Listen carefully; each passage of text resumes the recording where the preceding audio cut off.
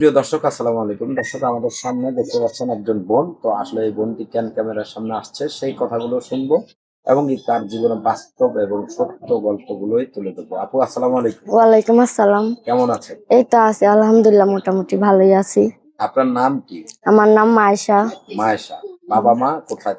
বাবা নাই, মা আছে, মার আরেকটা বিয়ে হয়ে গেছে, থাকি দাদির কাছে। আচ্ছা, গ্রামের বাড়ি কোথায়? গ্রামের বাড়ি এই মুক্তারপুর। মুক্তার। হ্যাঁ। আচ্ছা, তো এই যে বাবা কি হয়েছে? বাবা মনে করেন যে আরেকটা বিয়ে করে নিয়ে গেছে গা, পরে মা মনে করেন আরেকটা বিয়ে হয়ে গেছে, বর্তমান থাকি দাদির কাছে। দুই ভাই বোন। আচ্ছা, তাদের কাছে থাকে। হ্যাঁ, দাদির কাছে আপনি কি থাকি। বড় না আপনার বড় আর কেউ আছে? আমি বড়, আর আমার ছোট একটা ভাই। তো এই যে বাবা নেই, তাদের কাছে বড় হলেন, মা কি হয়েছে? মা আরেকটা বিয়া করে নিয়ে চলে গেছে, বাবা যখন গেছে গা একটা বিয়া করে নিয়ে জিগায় নাই, তাই মা আরেকটা বিয়া করে নিয়ে চলে গেছে।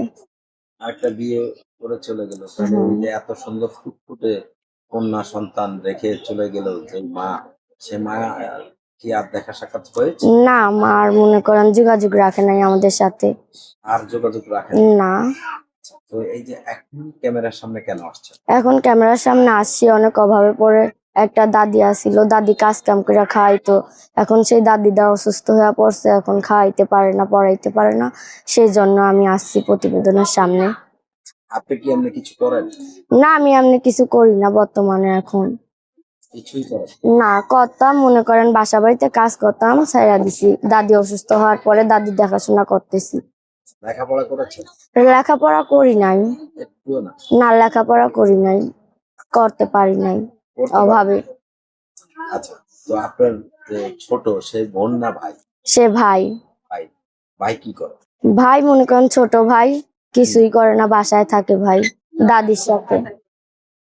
দাদির সাথে বাসায় থাকে? হম। আচ্ছা, তো এই যে দাদির সাথে বাসা থাকে, আপনি মানুষের বাসায় কাজ করতেন, এখন কাজ করেন না, তাহলে কিভাবে চলে আপনাদের? এখন কিভাবে চলি, এই পাড়া প্রতিবেশী যেভাবে চালায়, মনে করেন যেভাবে চালাই ওইভাবেই চলি। পাড়া প্রতিবেশী একটু দেখাশোনা করে, তাই ভাবে আছি।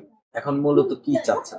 এখন কি চাচ্ছি, ভালো একটা জীবন সঙ্গী চাচ্ছি, যে আমাদের দেখাশোনা করতে পারবে বা বিয়ে করবে, আচ্ছা, সেরকম আপনার কি একটা সেই মানুষ। বয়স হয়েছে? বয়স হয়েছে 18 বছর বয়স। এখন অভাবে পড়লে তো মানুষ কত কিছুই করে। এটা তো দেখে মনে হয় না যে আপনার 18 হয়েছে। না, আমার বয়স 18।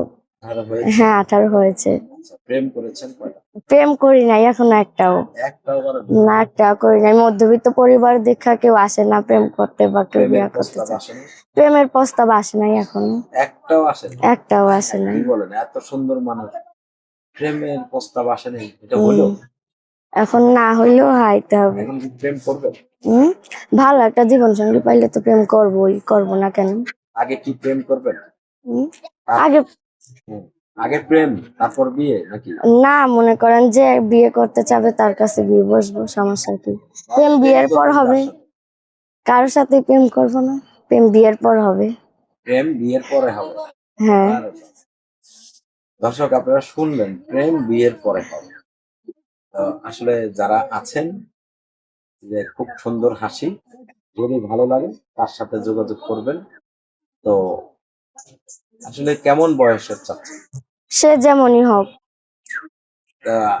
বুড়া লোকের লোক প্রেম করবেন? সে যেমনই হোক, বললাম না, আমার কোনো সমস্যা নাই। দেখা গেল 60 বছরের দাদার সাথে প্রেম করবেন? দাদা হইলে আরো ভালো। দাদা হলে আরো ভালো? হ্যাঁ। আরো ভালো? আরো ভালো। আচ্ছা, দর্শক, তো আপনার সাথে কি যোগাযোগ করার কোনো ব্যবস্থা আছে? আছে। কি ব্যবস্থা আছে? একটা ফোন আছে, বাটন ফোন। নাম্বার আছে, হ্যাঁ।